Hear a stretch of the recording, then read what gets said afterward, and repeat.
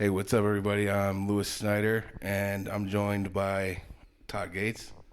What's up, Todd? How you doing, Louis? Good. Todd is a Seneca. He's former president of the Seneca Nation, and I wanted to talk to him about um, the New York State and the Seneca Nation casino compact payments. Todd was part of the back in, well, let's start like 2008, right? I think it was Yeah. that are I think that they broke the compact. New York State broke the compact by entering our exclusivity zones, and you were part of the nation then, right? Yes. Yes, I was a counselor. And back then, is that when we stopped payments, or was it? It was right in that area. I know Barry Snyder was the president, and we always thought we never enjoyed exclusivity, and that was just part of it. But the Right. racinos that they call them now, at the time they were calling themselves casinos. Right. Yeah, they had casino right on the side of the building. Yeah. So that always bothered not only me, everybody, I guess. Yeah. And after that, it was what was the outcome of that? So what ended up happening after holding the payments from then? Well, I was on the compact negotiation committee, and it was myself, Richard Nephew, Spike John, Travis Jimerson. Our lawyers went with us, Owen Hearn and Chris Carnes, and we used to travel to Albany several times to negotiate points of where we were with continuing. They thought we should continue paying, and we always said, well, Right. there's things we need to talk about. And we always brought position points to negotiate, and they never did once. And so that their good faith negotiations, that wasn't happening. And I think that was one of the reasons why they settled the agreement. Yeah. And it was just it was a money settlement. Didn't settle anything really. I mean, Right. they were arguing over the regulatory costs at the time also, and they never had their billings were never substantiated with backup documents about how they were spending their time. I guess licensing us at our casinos, and that's troubling in itself right there. I've always felt that we should be self-regulating. Right. Why should we be paying New York State to regulate us when we're in direct competition with them? Exactly. So fast forward to today. I think the nation got a letter today or yesterday from NIGC, and that letter said that they completed the investigation. They were. What was it? I guess they weren't continuing to do their investigation, and yet at the tail end of the letter, they were saying they didn't investigate some of the key points of what we were arguing for was I guess the real basis of us paying exclusivity when there is none, Right. and it's not laid out in the compact, and that was the whole argument right there. It was my administration that stopped the payments, and it wasn't just I had felt that way all along. And when it became my turn to be president, I wanted to do that, and it wasn't just my decision. It was a Right. decision that when I made that decision, I brought all the players, the SGC, the SGA, all of us into the same room. Some of the people on the boards and committees that had anything to do with our gaming, and we talked about it. Talked about strategy and how we were going to move forward. And I think we didn't really follow through on some of the key points. And Andrew Cuomo, former governor, Yeah. we had a gag order, I guess, and he never stopped talking about the compact and criticizing the nation, saying terrible things about the nation that weren't true. And Yeah. They definitely waged like a smear campaign on us. yeah, so that whole thing, I guess, that weighs in on the judges. They're not just in a hole in the ground. Right. They're citizens too that see and read the papers and the news and all those things that he was saying. Those made it to their ears, yet we were saying nothing. Yeah. And I think we could have done a better campaign because we're fighting for our lives, really, and fighting for our future, and that's all part of it. So we could have done a better job. Right.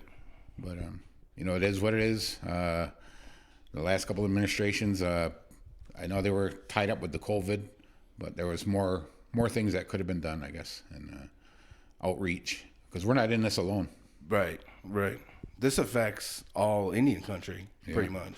Yes, it does. I think going through this whole scenario of the compact ending and how we renew our compact, I think we can be leaders in Indian country, and other nations Absolutely are watching us. You know, when they see our name in the paper, Oh, yeah. everybody reads it. You know, they say, "What are them Seneca?" I've seen articles about this in Indian country today. Yeah.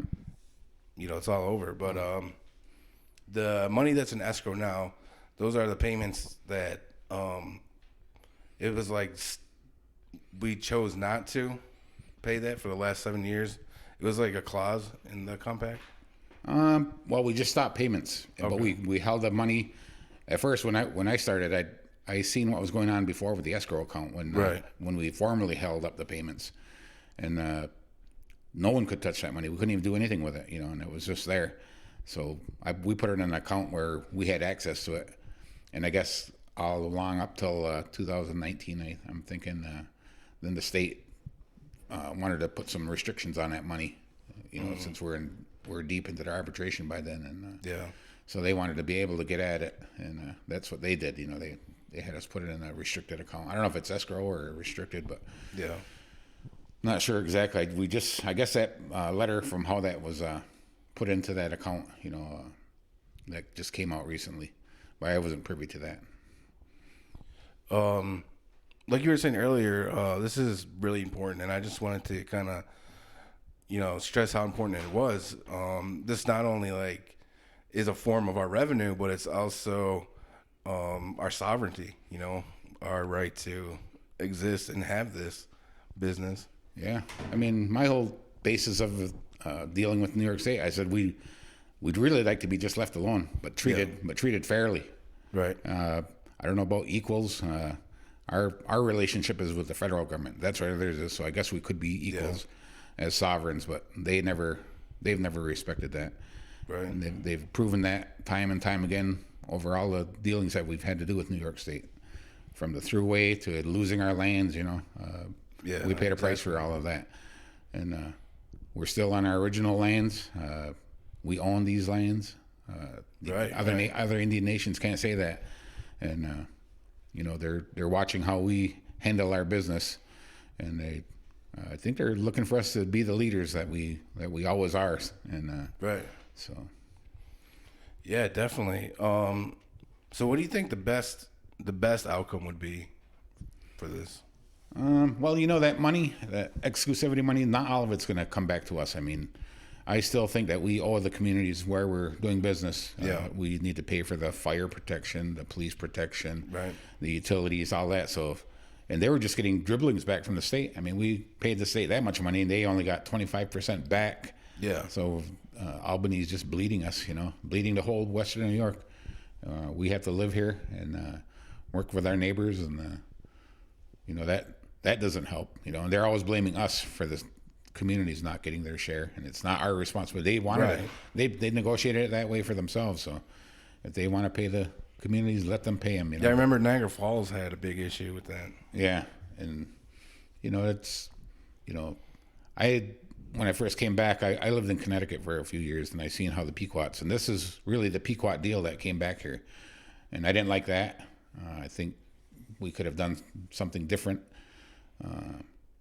Getting a better deal, you think? Yeah, if you look at because I was looking at compacts all across Indian country when the Pequots came on, they were, they didn't go through the process of Department of Interior. A couple of congressmen and senators from Connecticut did an act of Congress and declared them an Indian nation, and that's how they wanted that gambling and the gambling dollars, and that's how that whole strategy came up. And they said, you'll be the only one in Connecticut. You'll have exclusivity in Connecticut, and that's where that money came up. And I guess they really had exclusivity out there at the time, because boy, they grew and grew.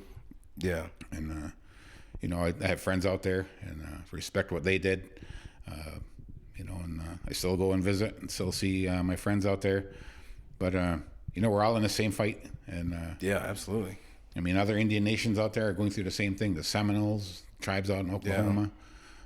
Yeah, you've been in contact with some Yeah. people, right? Yeah, I've done outreach. I have friends out there all over, and reached out to them. And Ross John put out a statement of facts, I guess, and I've been calling it his manifesto, and Yeah, because it is pretty aggressive, but it's aggressive for a reason because we want to get our point across. And Right. Sometimes that seems to be the only way to do it, is to be aggressive, and I told those other nations that I am friends with that when you read this, don't put Seneca name in there. I said, put your own name in there. Put the Shinnecox in there. Put the Seminoles in there. Put the Penobscot. Even my friends up in Maine, they're going through the same thing with their governor, Governor Mills. She does not want to deal with the Indians up there. Yeah. She's holding them back, and that's there's no need for it. When we prosper, the whole state's prosperous. So it's absolutely. It's like the rising tide lifts all boats, and that's, they need to think like that. I think people in their state would like it, and they're there as representatives. They should be listening to the people, Yeah, absolutely. That's what I think the the whole leaders should be doing, because there's a huge community push right now to sort of just keep this money and not give it to New York State. Yeah. Like I said, I don't think we would keep all that money, right, because we need to help out our areas. And I think we at least could have got made it negotiated something with that money. Yeah, we tried, and they were a little nervous just because Cuomo's a bully, Yeah. He always was. I had several conversations with him, and he could never talk outside the box that he was trying to, have our conversations in. And I would say things to him, and he didn't know how to deal with it, And I was giving him the bare facts, and I wanted to just say that these states think that the casinos are here for them. They're not here for them. These were granted to the Indian nations, and we're going to keep doing what we do, but they're not here to benefit the state. I mean, there can be a benefit for them, and the benefit is that we're providing jobs in their state and an economy all around it. And if they don't realize that, I just had to say, New York State, even our tobacco fight, they shot themselves in the foot with that master settlement agreement and how they cut everything. They could have been one of the top people that was getting the master settlement agreement, right, if they allowed us to keep selling cigarettes. And do they want to push it that way? They lost out on billions, billions and billions, and we're still here. We're still doing cigarettes. Yeah. I respect the businessmen that put up that fight. Absolutely. And the people too. Like stuff like this definitely gets the community behind it. Yeah. So it's it all ties back to us being, sovereignty is really based on us taking care of ourselves, and right, absolutely, the economics of it. That's economic sovereignty. But to even do that, you have to have it in your mind that this is ours. This isn't anybody else's, and we want to do what we have to do to look out for our future. Yeah, absolutely. Thanks for taking the time to talk with me. Maybe we could do it again. There's still a lot more information that we can cover, but we're not done fighting. We'll never be done fighting. Exactly. And we got to prepare our youth for the fight. And I always say, people want to say that this community group and the council are separated, but my whole thought process is that we're stronger together. I've actually seen this bring more people together. Yeah. I think people from both sides are coming together. All right, thanks a lot. Yeah, man.